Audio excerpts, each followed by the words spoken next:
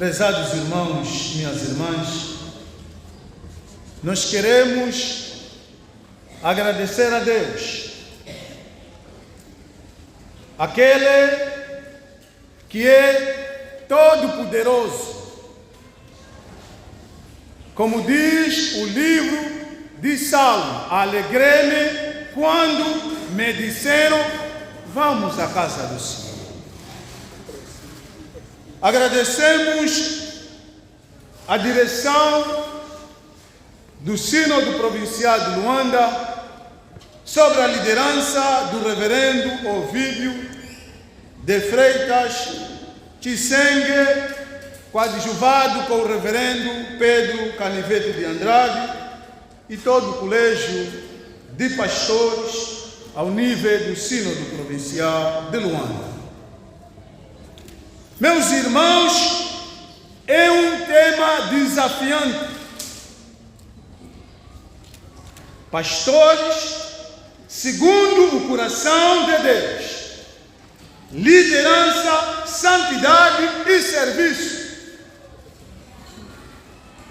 Jeremias, meus irmãos, o chamado profeta chorão, porque chorou a desgraça da cidade de Judá, foi um teólogo bíblico que entendeu melhor o Pentateuco e até o livro do profeta Oséias e outros textos bíblicos.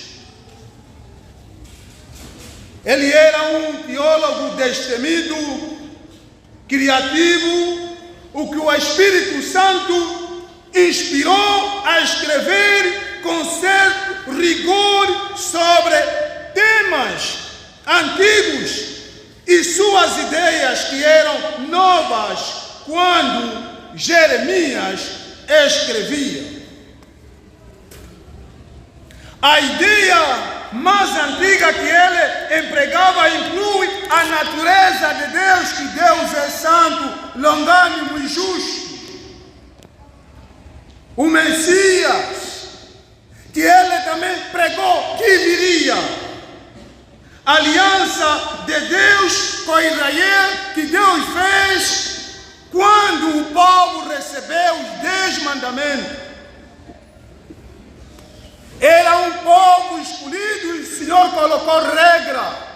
Se me obedecerem, serão abençoados. Mas se vocês violarem a minha lei, sereis condenados. Jeremias inclui praticamente todos os ensinos da antiga aliança e mostra também a natureza humana como caída. E ele apresenta Deus como o único soberano que chama e prepara o seu servo com a sua santa palavra, tal como chamou Jeremias. Jeremias afirma que só Deus é um Deus vivo e que Ele fez o mundo. Todos os outros deuses são meros ídolos. Por isso, a orientação de Deus para o adorar é: não terás outros deuses diante de mim. Não quero competição, porque eu sou o Criador dos céus e da terra. A história de Jeremias, meus irmãos, é uma história de coragem. Um homem que sofreu cadeia, colocado na cisterna, mas fiel, e a sua devoção era somente ao seu Deus. Desafiando a imagem popular do profeta comum demagogo, que Jeremias não está bem, mas o povo colheu aquilo que eles mesmos semearam. É onde o Senhor levanta Jeremias dizendo: fala a esse povo, eu darei pastores segundo o meu coração. Palavra de encorajamento. Pastor, aqui é uma analogia. Eu darei reis que vão cumprir a minha palavra, que vos apacente com conhecimento e inteligência e também e sabedoria. Deus pede aos filhos rebeldes, que é Judá, a tribo que tinha ficado porque o reino do norte já tinha sido levado para o cativeiro assírio. Jeremias prega que ainda há esperança se obedecerem a minha palavra. Esse povo que não queria saber mais do Senhor, e ele disse: é bom que vocês retornem aos meus ensinamentos. Por quê? Porque Deus é compassivo e justo e longânimo e tardo em irar-se. Porque o nosso Deus não se zanga à toa, qualquer coisa já está chateado. Não. Porque se fosse assim, ninguém seria salvo, meus irmãos. Por isso é que a nossa salvação não está condicionada naquilo que nós estamos a fazer. É a graça do Senhor. Por quê? Porque nós pecamos por palavras e obra e pensamento. Alguém não te fez mesmo nada, mas você já está ali odiado. Te fez que? Não me fez nada, mas não lhe gosto. É a graça, meus irmãos. Ninguém escapa. Por isso é que a salvação é graça, a condenação é justiça de Deus. Deus dará a este remanescente pastores segundo o coração dele, isto é, líderes como Davi, que os seus familiares o desprezaram, mas o Senhor disse: eu quero Davi. Uma coisa que nós devemos aprender do rei Davi é uma característica de quando ele cometia um erro, ele já se arrependia. E ele, quando se arrependeu, Deus não lhe chamou que você é adúltero. As escrituras dizem: Davi é rei segundo o coração de Deus. Então aqui está a promessa. Está a promessa de Jeremias, que recebeu da parte de Deus. Por quê? Porque Judá tinha 20 reis de uma única dinastia, que é Davi. Mas dos 20, 8 foram fiéis, 12 foi catástrofe. Graças a Deus que Crônicas diz que o rei que foi sanguinário, canibal, Manassés, no fim da vida, depois se arrependeu. Por isso é que quando alguém está em pecado, não podemos fazer um juízo antecipado. Que não, o irmão assim mesmo morreu no pecado. Quem que disse que morreu no pecado? Você se lembra da conversa do ladrão na cruz com o Senhor? Nem fez o catecismo, nem sabia o regulamento da igreja. O que é que ele disse? Eu sei que você é o Salvador, eu mereço a condenação, ainda que eu for no inferno, mas o Senhor é que é justo. Mas lembra-te de mim quando estiver no teu reino. Hoje, não amanhã. O arrependimento não depende dos teus parentes, dos teus amigos. Depende quando o Senhor tocar no teu coração. Depende quando Deus tocar no teu coração. Deus prometeu levantar pastores que poderão anunciar a mensagem do arrependimento e reunir o seu povo como um só rebanho. E o único pastor divino, que é Jesus Cristo, Deus chama a todos nós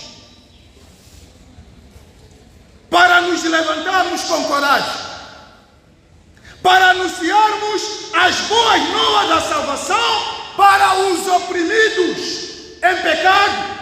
E o apóstolo Paulo, ele diz que, pois eu não me envergonho do Evangelho, eu não tenho vergonha de pregar o Evangelho. Eu não posso pregar aqui, não, porque não dá para pregar sobre bebida, quer mais contribuir na igreja, está aqui na igreja, não posso pregar sobre o adultério, porque ele ajuda. Não me envergonho do Evangelho, diz o apóstolo Paulo. Por quê? Porque é o poder de Deus para a salvação de todo aquele que crê, primeiro o judeu, onde Cristo nasceu, gregos, gentios. Romanos 1,16. Paulo foi preso em Filipos, perseguido em Tessalônica, expulso de Bereia, zombado em Atenas, considerado como um louco em Corinto, apedrejado na Galácia. Entretanto, ele continuou corajoso em pregar a boa nova da salvação. A igreja só cresce com a palavra do Senhor. A igreja não cresce com as ameaças, com métodos pragmáticos. Se você fizer isso, não precisa. A nossa salvação não tem nenhuma contribuição. Se você canta, se você prega, não, é graça, meus irmãos. Ninguém estará no paraíso dizer que eu cantava, eu fui pastor, eu fui não sei o que. Não, todos seremos filhos de um só pastor. Ele, como pastor do Evangelho, traz um grande testemunho. E esse testemunho que nós devemos levar, qual é? Evitar o orgulho. O apóstolo Paulo diz que, Gálatas 6,13 diz que, mas longe esteja de mim gloriar-me. Você ser Deus de si mesmo. Você é o ponto das atenções no culto. Antropocentrismo, não. O famoso na igreja de Cristo é Ele mesmo. Nós todos somos trabalhadores.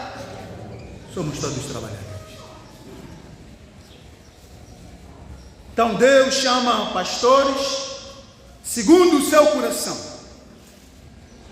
Segundo o seu coração não significa que eu vou fazer esforço para agradar o Senhor. Não.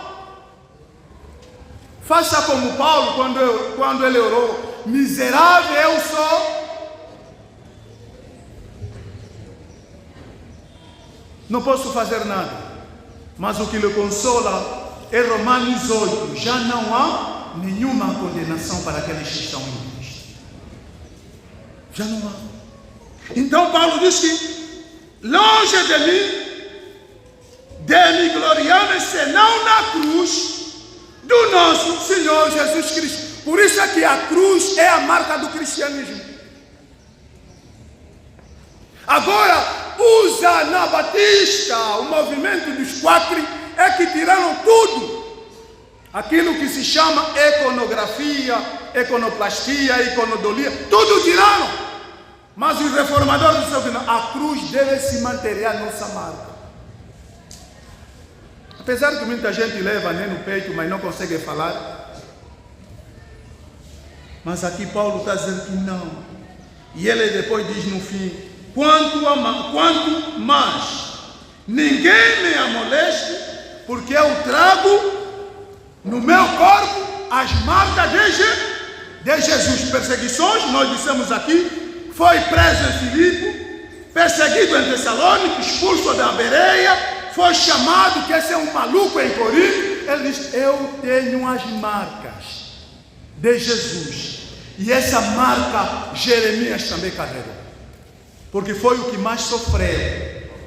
Foi o profeta que não foi para a Babilônia, mas morreu segundo a história do Egito. Fomos chamados, meus irmãos e minhas irmãs, para proclamarmos a mensagem dos profetas do Antigo Testamento. É a responsabilidade de todos nós. Isaías 6, 1:3 diz que no ano da morte do rei Uzias, eu vi o Senhor assentado sobre o alto e sublime trono. Isso é visão, não é que viu mesmo assim, é visão. E as abas das suas vestes enchiam o templo. Serafins estavam por cima dele, cada um tinha 6 asas, com 2 cobria o rosto, com 2 cobria os seus pés, e as 2 voavam e clamavam uns para o outro. Texto para o culto: Santo, Santo, Santo é o Senhor dos exércitos. Toda a glória está cheia da tua glória. E o salmista, a revelação geral, 19, diz que os céus manifestam a glória de Deus e o firmamento anuncia a obra das suas mãos. Essa é a diferença entre as religiões que clamam que nós não cremos em Jesus. Uma vez os alunos disseram: pastor, os que não creem em Jesus, é como? Estão condenados. Estão condenados. O budismo, não, é satanismo. Porque Jesus disse: eu sou o caminho, a verdade e a vida. Aqui não pregamos o evangelho de acomodar o pecado. Não, eles não são culpados. Quem não é culpado? Lê Romanos 1:18 adiante. Mudaram o conhecimento de Deus para a sua própria condenação. Então ninguém seja advogado do diabo para defender a mensagem de Gênesis e Apocalipse. Arrependa. Jeremias apresenta vários temas sobre pastores. Jeremias 2:8 diz que os sacerdotes não disseram: onde está o Senhor? E os que tratavam da lei não conheceram.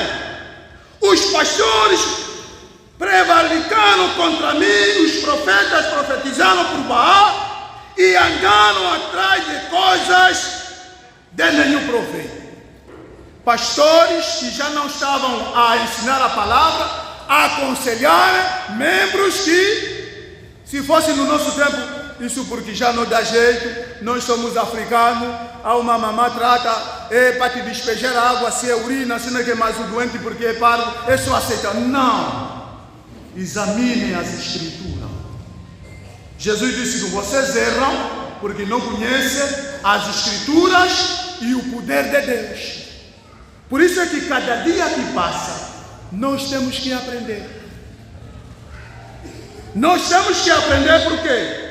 Porque nós cremos no sacerdócio de todos os crentes. Cada um aqui sentado é sacerdote. O pastor ora pelo membro e o membro ora para o pastor. É assim. E ele disse que ele nos chamou das trevas para a sua maravilhosa luz. Deus é que começa a obra e ele é que termina.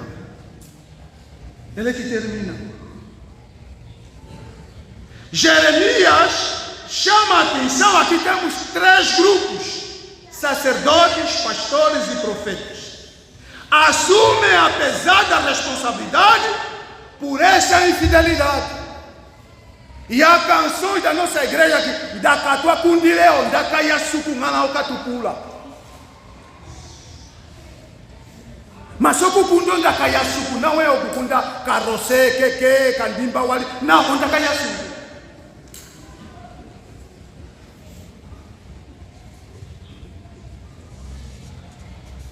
Tu, pois, cinge os lombos, dispõe-te, diz-lhe tudo quanto eu te mandei. Não te espante diante dele, para que eu não te infunda enquanto a sua presença. Deus está falando com Jeremias: não tenha medo. E na nossa igreja há uma coisa muito boa. Às vezes quando o pastor assim viaja: não, pastor, já reunimos, o irmão se reconciliou, não, tá bom, tá.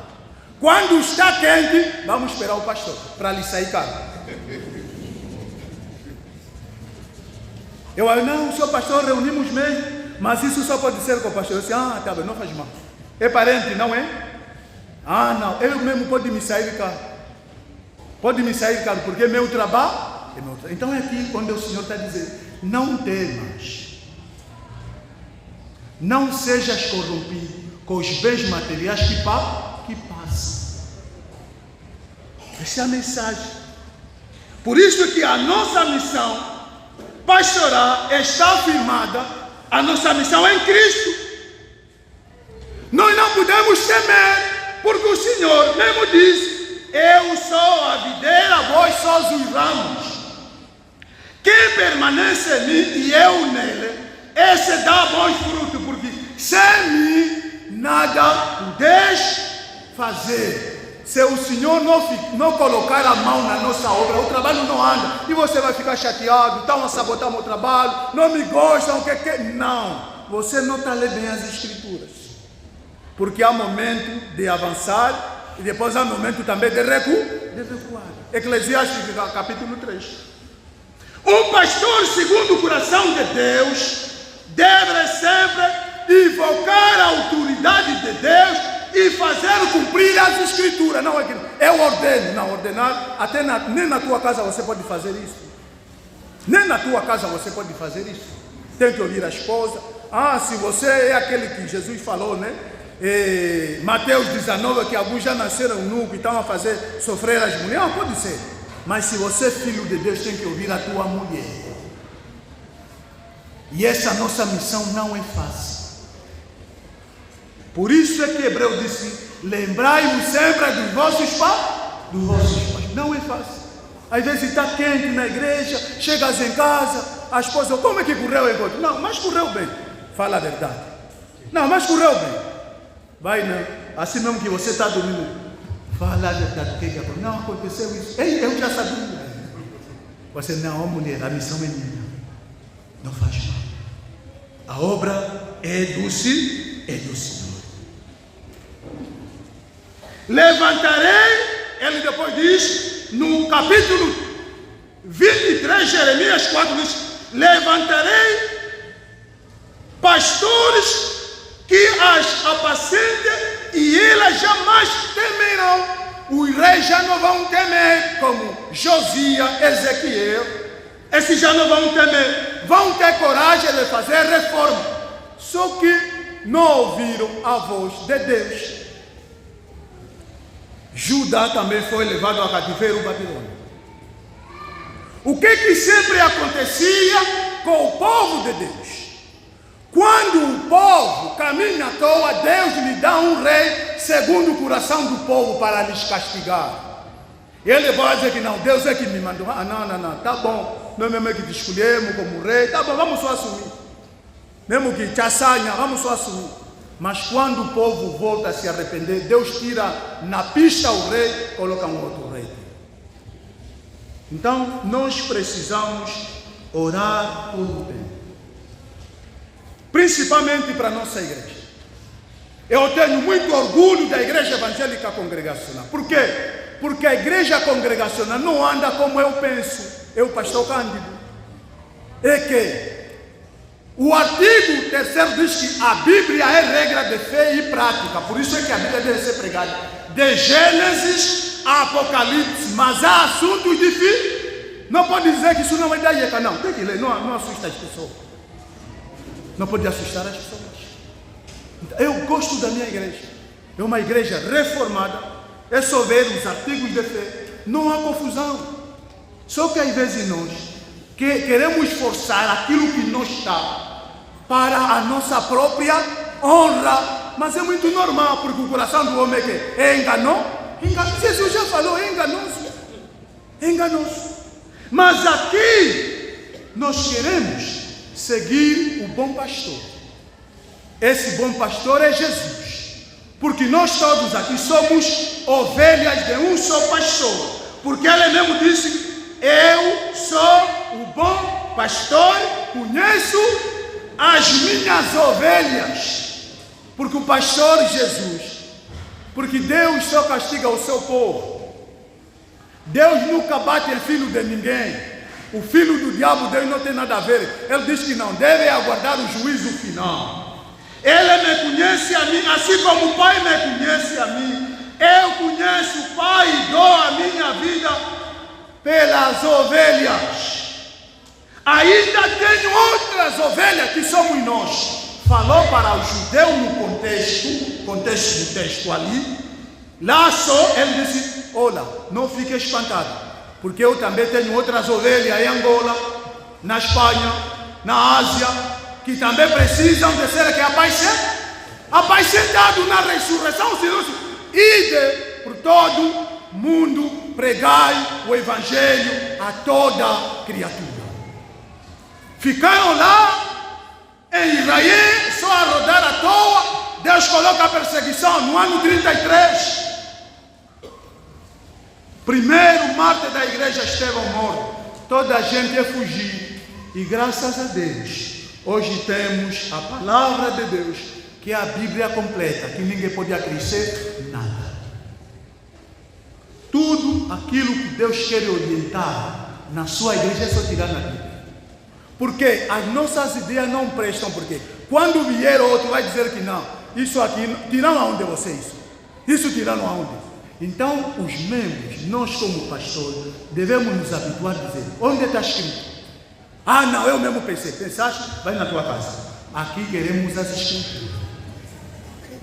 Salmo 85, versículo 8. Escutarei o que o Senhor disser aqui, porque falará de paz para que não caiamos na tolice. Então eu ouvir a voz de Deus. Eu ouvir a voz de Deus. Eu quero ser o bom pastor segundo o coração de Deus. Eu quero ser. Eu quero ser. O irmão também quer ser. Porque é um grande prazer ser pastor segundo o coração de Deus. João 16 diz: ainda tenho outras ovelhas. Tenho. Pastor segundo o coração de Deus. Diz assim as escrituras. Segunda a primeira de Timóteo 4,16. Cuide de você mesmo. Não se preocupe muito com os outros. Cuide de você mesmo. Porque a salvação não é coletiva. Meu pai já foi pastor, foi diácono, eu já não vou. Pergunta a Davi o que aconteceu. Pergunta ao Josué, a Samuel o que aconteceu. Já houve nepotismo. Consagrou os seus filhos para serem juízes. Para ser juiz não é preciso consagração. Deus é que chama. Está vendo como é que aconteceu? É isso. O pastor segundo o coração de Deus, meus irmãos, deve pastorear o rebanho de Deus com amor. Não é com vingança. Com o púlpito, não pode fazer isso. Não pode, meus irmãos. Pedro, o conselho dele é para nós. A primeira carta, 5:4. Rogo, pois, presbíteros, que há entre vós, Pedro está a dizer, presbítero, como eles, e testemunho dos sofrimentos. Nós vamos passar no sofrimento, mas o sofrimento não vem dos membros, vem do diabo, o nosso inimigo. O conceito da teologia reformada é que o nosso inimigo é o mundo, não amei o mundo, é a carne, as concupiscências da carne, e o diabo que anda como um leão para derrubar. É isso o conceito dele. Não são pessoas,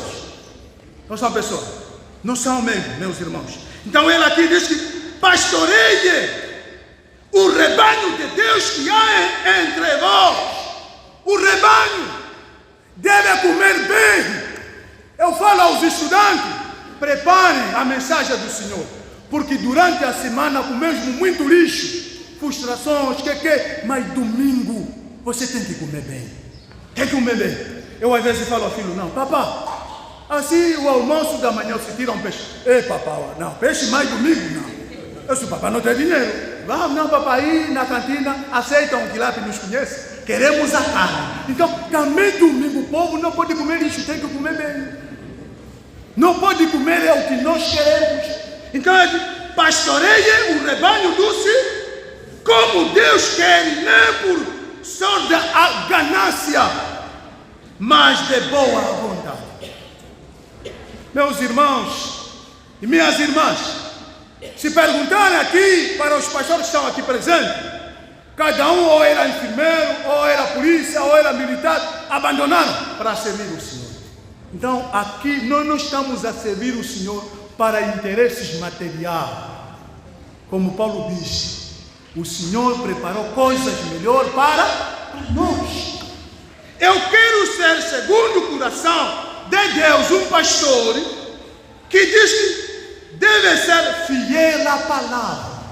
Se não entende, não fala. Eu às vezes alguém diz, não, pastor, o lecionário diz que não, temos que pregar domingo, todo o lecionário. Sim, tem que se fazer. Agora, se não entender, é pular, porque você não pode falar à toa. Você não pode falar à toa. Você não entende, tem que pular, tem que investir, tem que investigar. Então é como dizer, você tem que ser fiel à palavra. Se alguém aspira ao episcopado, excelente, obra, almeja, deseja ser pastor, é uma honra, mas também é uma responsabilidade. É uma responsabilidade. É necessário, portanto, que o bispo seja irrepreensível significa, não é que aquele que não peca. Não, nós vamos pecar enquanto vivemos neste mundo. Por isso é que nós vivemos na base da santidade. É um processo que vai até a morte. A justificação já aconteceu. Deus não está a salvar, já salvou. Não é que não vai salvar em 2030, não. Eu sou o princípio, o alfa e o ômega. Então ele diz assim, seja irrepreensível, que não caia em escândalo. Esposo de uma só mulher. Isso não é só para pastor, é para membro. É para membro. Não vem aqui, já tem filho, ainda faz confusão, essa igreja. Mete as mesmas pessoas para dirigir, para pregar, mas tem 3 mulheres. Não pode fazer isso. Não pode. A minha mulher tem dito assim, o marido é mesmo assim. Alguns homens deixam a carne no prato, depois vão comer no chão. É isso. É isso que está acontecendo. O chão se tu pelongar, o carião se tu cacipoço, o curitumo nhamanhabo. Não está bom, meus irmãos. E aqui é o conselho de Pedro, de uma só mulher, temperante. Estamos a ver, não é assim. Eu sou mesmo assim. Se você mesmo assim, você está condenado. Gálatas 2:20. Já não sou eu que vivo, Cristo vive. Você não. Eu me nasci mesmo assim. Eu sei que te nasceu assim, que é a condenação, mas você tem que mudar. Tem que mudar. A minha mãe chama de de pata. Olha, pandelo da sua yela, lipandela ovaswa ayela kuka lipandela ovaswa kusu akuswa ndatema kulo de pata bandi kulihale ameme de congela mocho é melhor parar esse dirigente porque não está transformado. Segunda aos Coríntios 5:17, quem está em Cristo é que é nova. Eu gosto a NVI, é nova criação. Tudo passou, agora se fez que novo. Em Cristo todos nós somos agora virgens. É isso a palavra. É isso. Essa é a palavra. Então ele fala aqui, não deve ser em contenda, criar só confusão quando estás a